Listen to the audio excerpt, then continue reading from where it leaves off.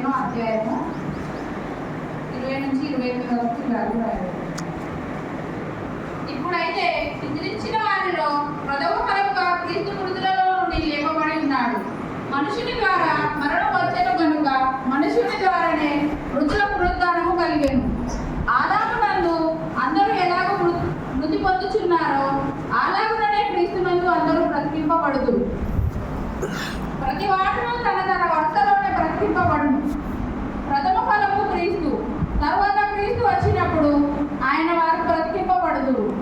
అటు తరువాత ఆయన సమస్తమైన ఆధిపత్యము సమస్తమైన అధికారమును బలమును కొట్టివేసి తన తండ్రి అయిన దేవుని రాజ్యము అప్పగించును. అప్పుడు అంతము వచ్చును.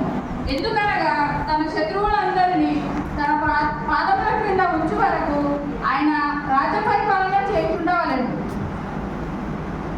గడపట నశింప చేయబడు శత్రువు మరణము. దేవుడు సమస్తమును క్రీస్తు పాదముల క్రింద లోపరిచి ఉంచెను. సమస్తమును లోపరిచి ఉన్నందున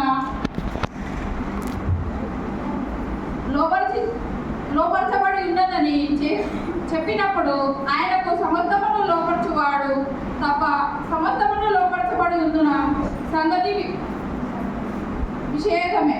మరియు సమస్తమును ఆయనకు లోపరచబడినప్పుడు దేవుడు సర్వములో సర్వమగు నిమిత్తము కుమారుడు తనకు సమస్తములను లోపరచబడిన దేవునికి తానే